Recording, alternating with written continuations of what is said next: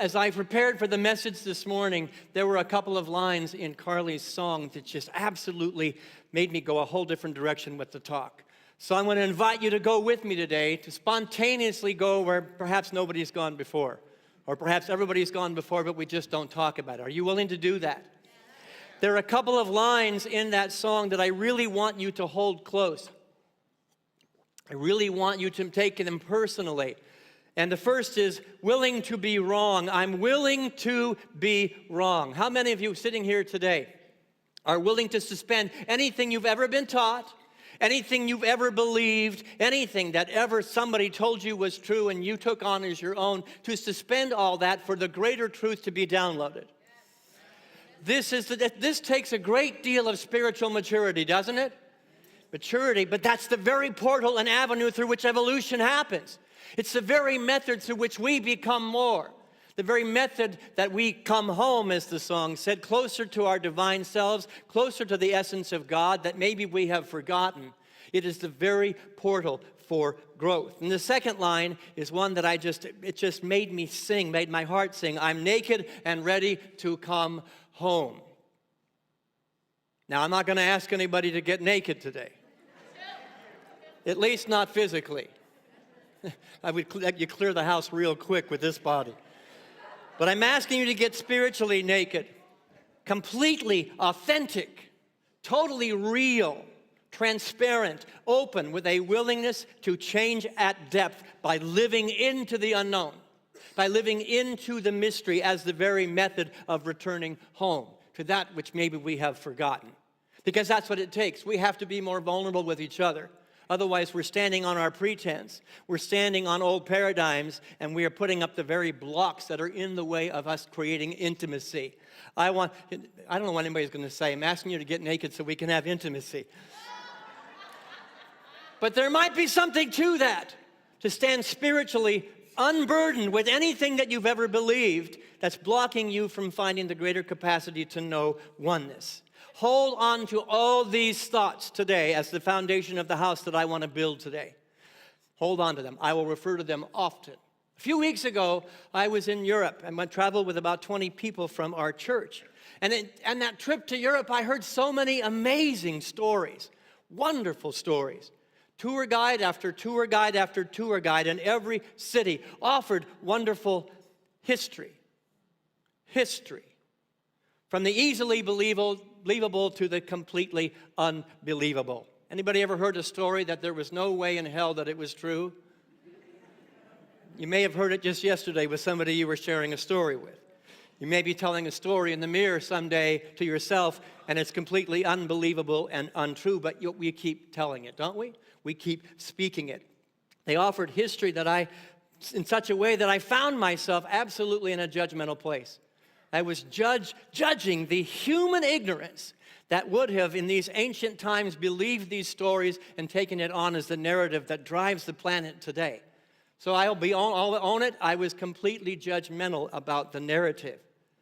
Found myself judging those who blindly accepted truth without putting it to the test. Until the last tour guide, perhaps the most knowledgeable of all the tour guides, said this: you know, when people don't understand something, they just make up a legend. They make up a legend and they call it the truth. In that moment, it was like the heavens opened wide. It was like, yes, that's exactly what she knew what was going on in my head. She claimed in full and complete transparency that throughout history, with mysterious happenings that we could not understand or explain, we made up a story. And it's easy to look at the narrative of religious teachings, but not so easy to look at the narrative that we have individually made up. She actually said people lied to fill in the blanks. In essence, she peeled all the layers of pretense and stood naked as a delivery method of a greater truth. She stood naked as the delivery method of a greater truth at a macrocosmic level. Perhaps we can take it at the microcosmic level and take the lesson and the learning on as our own. She asked us to do the same. Everybody on the tour, she says, I'm asking you to do the same thing. And at that moment, I became a heck of a lot less judgmental about human ignorance. And I became a heck of a lot more interested in the innate human need to make up stories to explain the unexplainable. Has anybody ever had somebody do something in your life that didn't make any sense to you? And then you went away and you made up a legend about it. The legend of the villain, the legend of the victim. You made up a story because you did not understand what was going on or how somebody could behave that way. You see, it happens at the macrocosm, it happens at the microcosm. And she asked us to suspend our thoughts and our judgments. She was crawling into my head because she knew I was judging the ridiculousness of some of the history. To understand the mystery, we make up stories, don't we? Let's be honest. Am I the only one in the room who does that? So it's not so much that these people were lying, but rather they were answering the innate human need to create meaning. You know, we learn in Unity that we are meaning-making machines. You know that? We're designed by our human ego, by the cells of our being and our walking the earth, to be meaning-making machines. And so we're constantly attributing things, facts, onto experiences that may or may not be true, that may have shaky history behind it, but we take it on as our own, and we claim it as our own.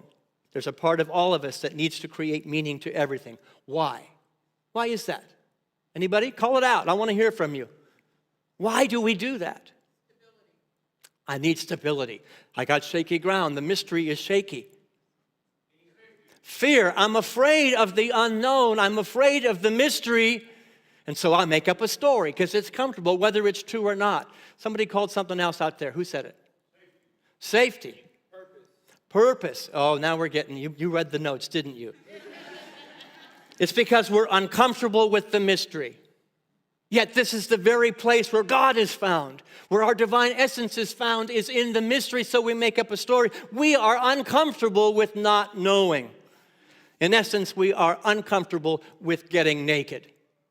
We are uncomfortable with being that open and that receptive and that vulnerable and that willing, so we make up a truth and we carry it as our story.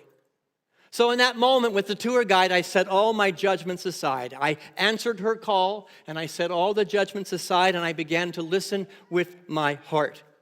And I became present to the legends that she was espousing, that I was hearing. It's something that maybe we should take on as our spiritual practice. To set aside any story that we're hearing, worried about whether it's true or not true, and gather and garner some good from it. The story that you're telling, Kimberly, I don't care so much that it's true or not true, but I care, is there meaning in that? Is there something holy? Is there something good? Is there something that two of us can learn where we can come closer to home?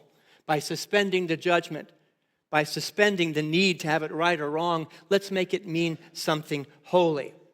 So I overcame the need to know if what that tour guide was telling me was true or not, and I reaped some benefit from each of her stories.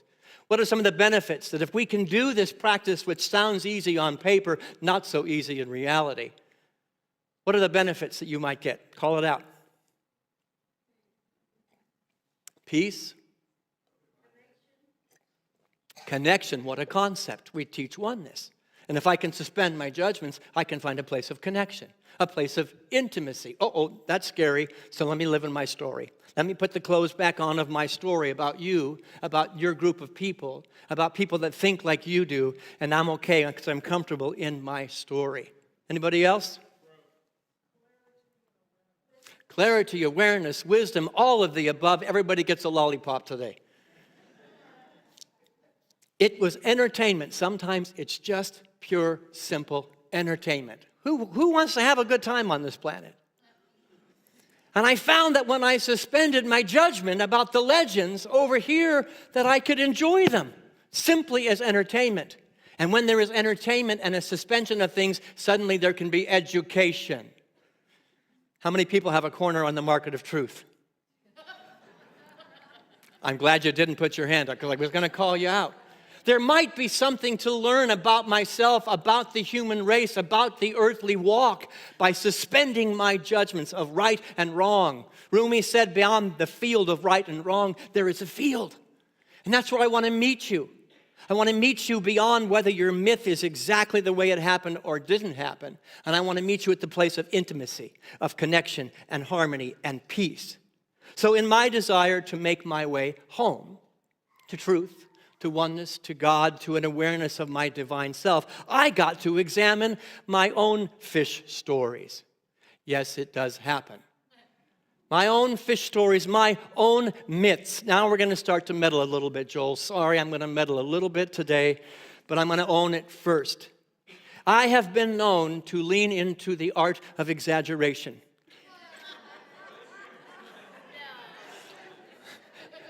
I didn't get any boos, so I guess I'm okay. Most ministers fill in the blanks with additional narrative. Why? To create meaning. To create some substance that makes your life a little bit better. And so, yes, it's not lying. No, it's not lying. But yes, it is stretching and blowing it up to the nth degree to make a point so there can be a greater unity, a greater connection. And I would submit to you today that probably 50%, and the first service told me I was being very conservative and generous, 50% of religion as we know it today has been the need of leaders to fill in the blanks. A good half, if not more, of the religious systems that are dotting the landscape of the earth today are all just made up. That changed the entire religious narrative of the planet and created a religious mythology that we know today. Now, is that necessarily a bad thing? Is it a bad thing? It depends on the consciousness behind the narrative. It depends on the intention behind the narrative. It's indicative of our desire as a human race to have more meaning. Who is hungry for more meaning in your life? I've gotten to the place several times in the last 62 years, is this all there is? Is this all there is? And that was the moment that God spoke to me and said, no, it's not all there is, but you have to suspend some things within yourself, release some things in yourself to create a greater meaning than the stories you're holding on to. C.S. Lewis talks about our souvenirs of hell. And this book, The Great Divorce, the bus pulls up to the gates of heaven every single day.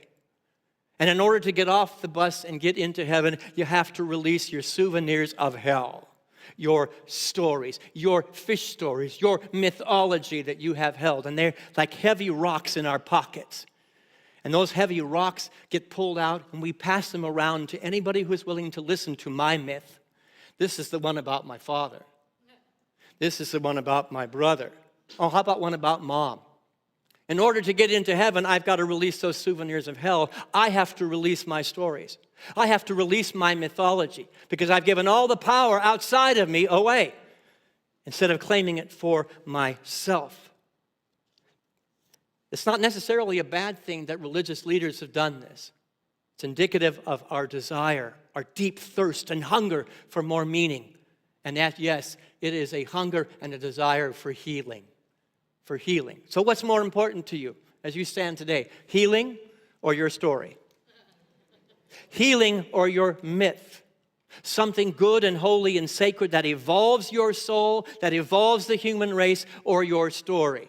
You see, it's really easy to look at this idea of mythology from the macrocosm of our religious systems. Not so easy when we put it at our own doorstep, at our own feet, and say, I also need to lead the way.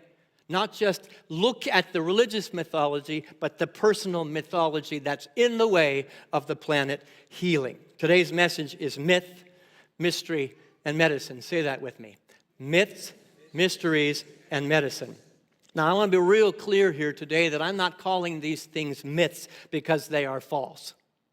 Get real clear here. I'm not saying myth because they are false, but because they are the byproduct of timeless realities. Eternal, immortal, timeless realities formulated out of our common need for what? To make meaning, to find meaning, to know purpose, to give definition, to create value to the mystery that we don't understand. And it's not just religious, it's the personal story that you're telling yourself right now. today. Breathe. There are spiritual myths. That is a hard word to say. Spiritual myths. Earth-centric myths, stories about ancestors and heroes of long ago, myths about God and what God did and what God didn't do, legends about heroes and villains, victims and persecutors, both godlike and completely and totally human, what they did that was holy and good and sacred, and what they did that was egregious and dark. What happened or didn't happen is way less important to me than our ability to live into the mystery naked and make our way home by suspending our judgments, by being willing to be wrong. Uh-oh, it got personal. Yes, I'm all for it. Let's go into the Bible and let's tear it down piece by piece by piece to break down the mythology. That's good. Then we come over here. Let's get into my life and everything I've ever said. Everything I've ever done, every myth that I ever believed, every story I had about John and Sandy and Kim and Michael. No, I'm not going to do that because I like my stories. I don't want to get that naked. I'm just going to take off my shoes and my socks and let's poke fun at God. Let's poke fun at religion.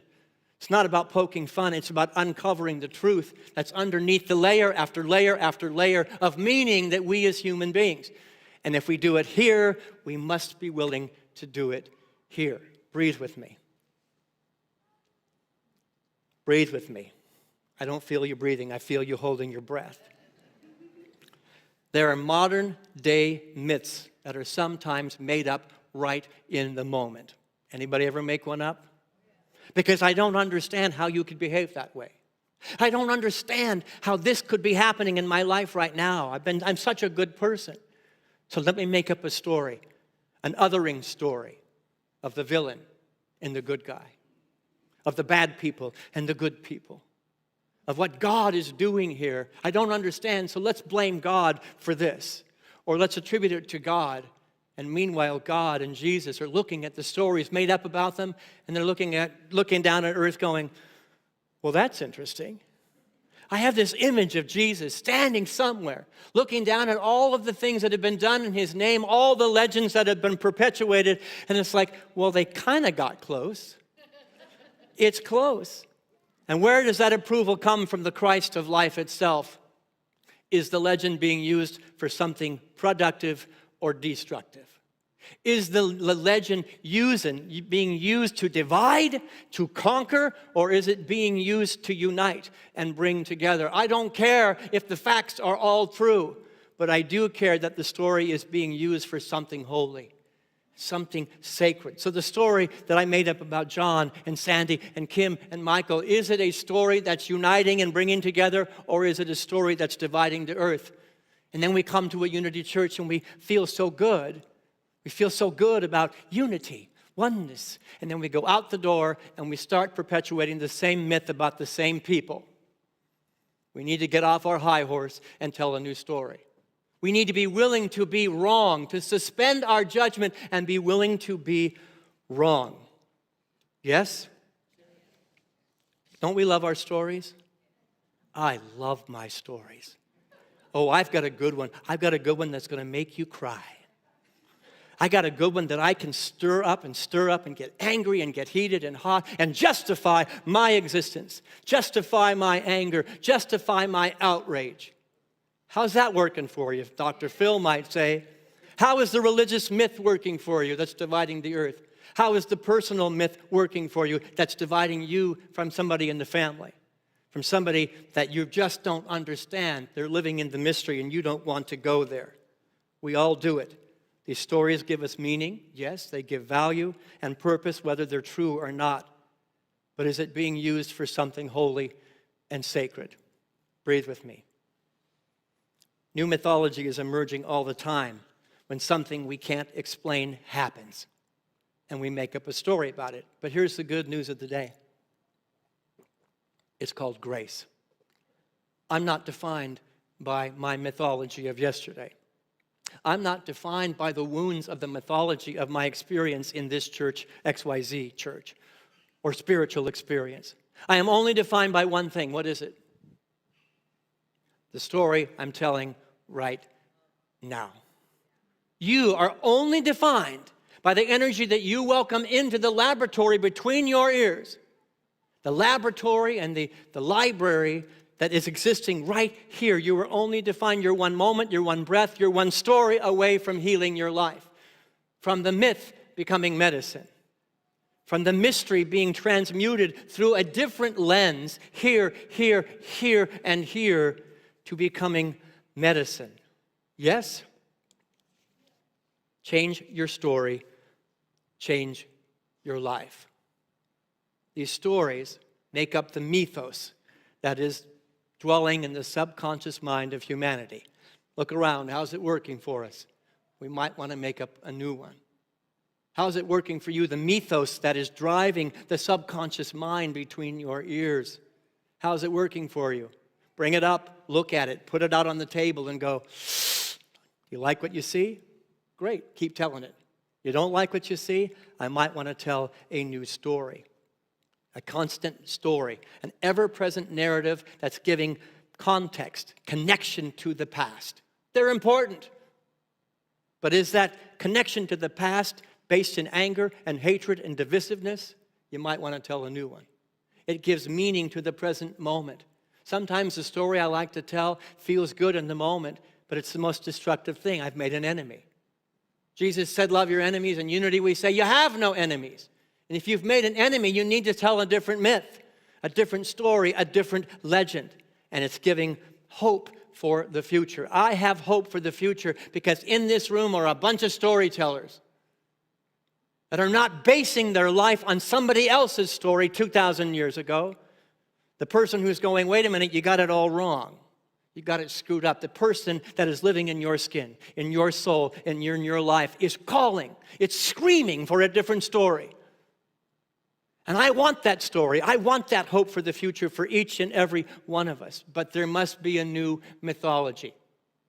There must be a willingness to stand naked and be wrong.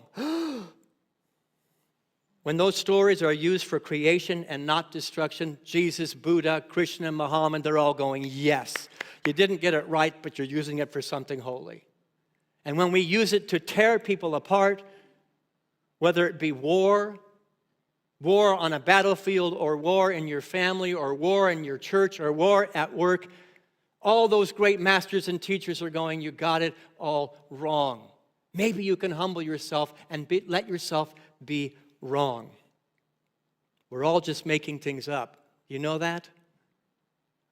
This great mystery of life, we're just making it up. How many people have made up a story just today when you got into the room? You all did.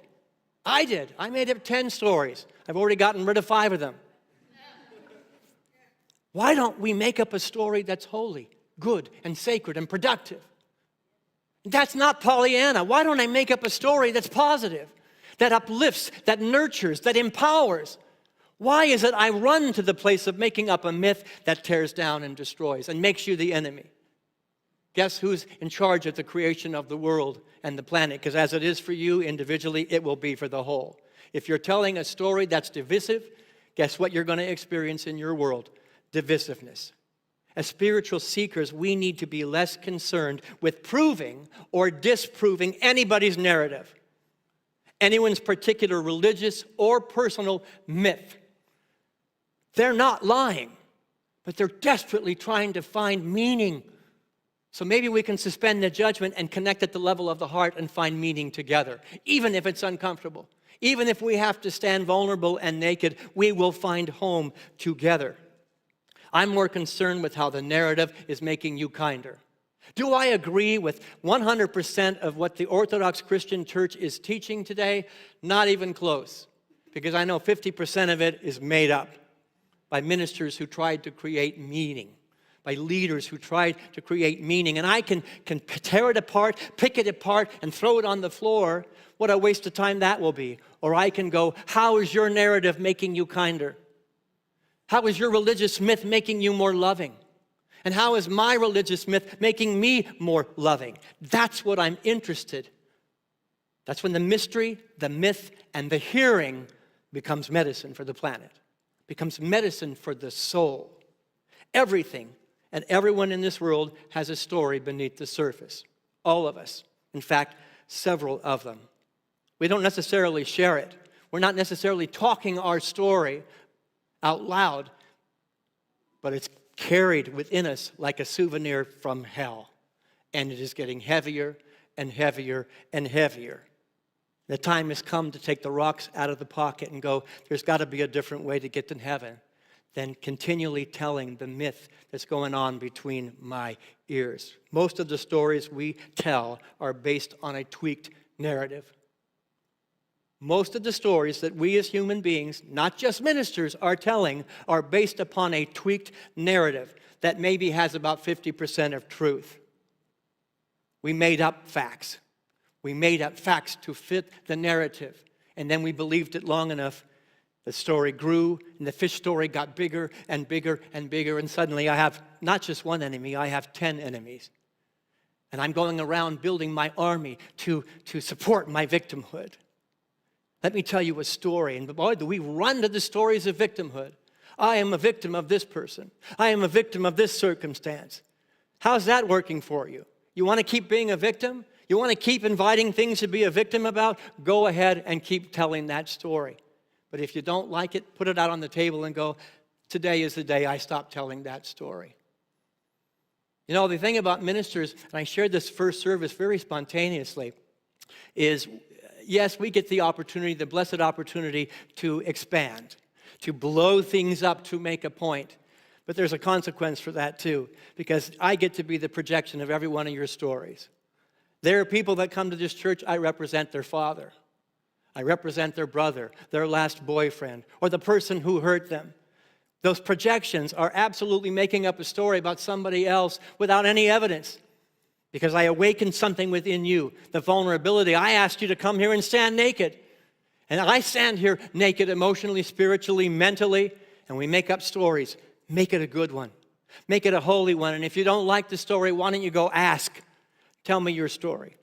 Tell me what's going on. What did you really mean by what you said? What did you really mean by what you did? That is the intimacy. That is the holiness that's going to get us home. 99 times out of 100, the story you've been living, you're going to go, well, maybe I was wrong, as the song said. I'm willing to be wrong. Most of those stories are based on a tweaked narrative that helps us create meaning to what happened. Our willingness to look at the stories beneath the story, the mysteries underneath the behaviors, the words, the legends underneath all of life and creation is essential to understanding each other and finding a deeper home. Put your hand on your heart with me. Home together. Everyone is walking home.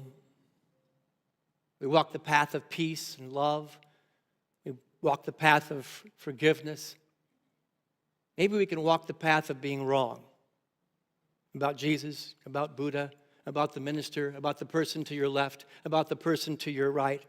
Suspend your judgment of the legend and the ignorance that maybe that you put on that, and then we make our way home. And there is nothing easy about that, right? So what do I choose? My story or home? My justification, I'm right, or home? Again, Jesus is somewhere praying, holding the idea. Let them find home. They've kind of messed up the whole narrative. I didn't say that. Or I didn't say it that way. He said, she said. That's destroying the planet. Jesus is saying, use my legend for something holy. Use my legend for something sacred, for growth.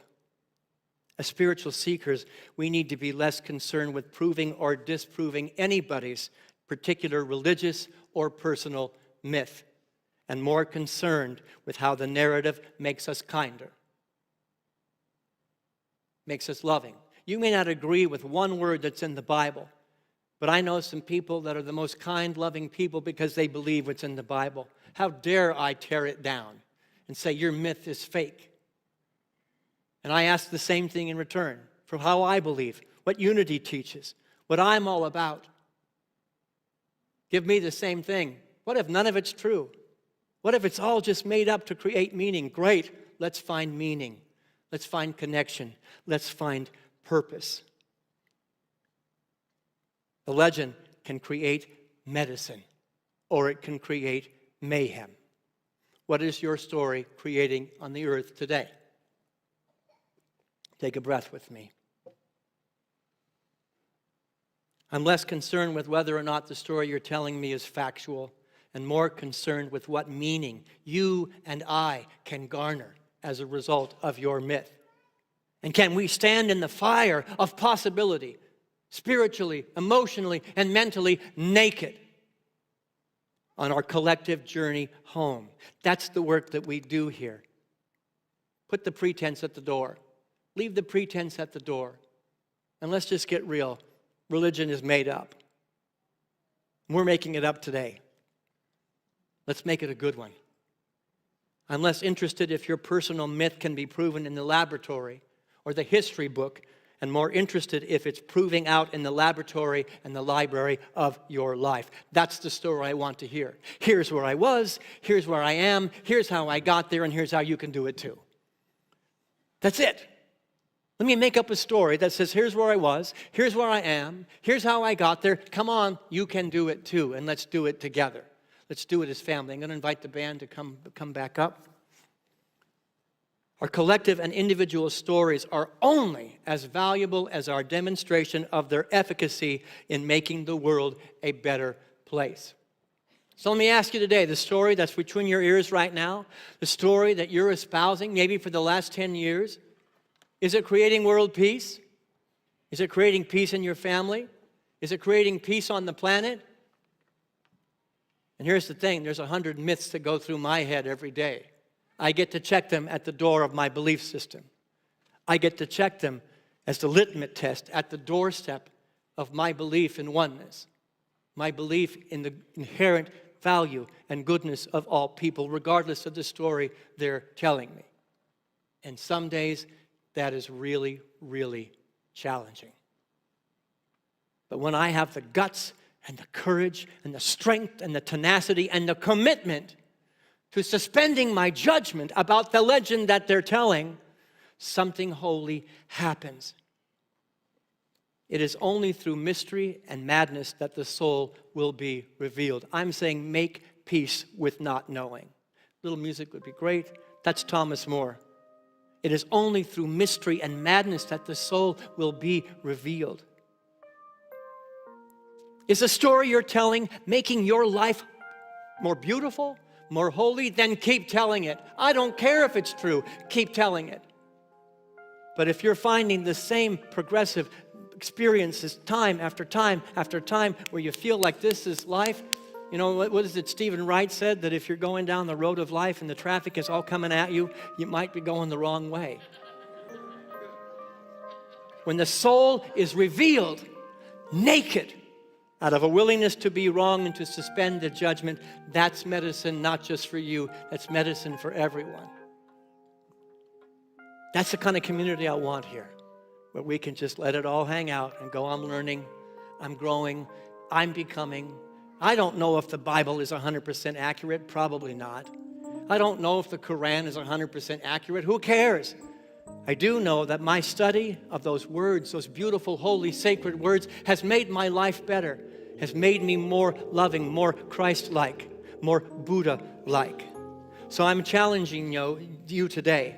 If the myth that you are telling is shutting down the soul of any human being or any group of human beings, the time is to say, let's let it go. Drop the souvenir of hell. But if it's uplifting, if it's nurturing, if it's supportive, and you see it's bringing the offspring of kindness and love, keep telling it. I don't care if any of it is true. Keep telling it. Let's all be open to being wrong. Let's all stay open to the mystery as we stand naked and unafraid, ready to find home as a collective, not just in here. Because if you just do it in here, you've benefits about that big. Do it out there. Whenever you get the opportunity, do it out there. And you're going to get hurt. And when you get hurt, Be careful the myth that you're creating to make meaning to it. Maybe it can be the meaning is simply, one person got a seed of my light and my kindness today, and I backed away. Not us versus them. Good people, bad people. That's not working for us anymore. I'm ready to find home as we, as a group of meaning-making machines, begin to create a new mythology, uncover new mysteries, and use it all to heal. That's the medicine that I'm calling forth from each of our hearts and each of our stories.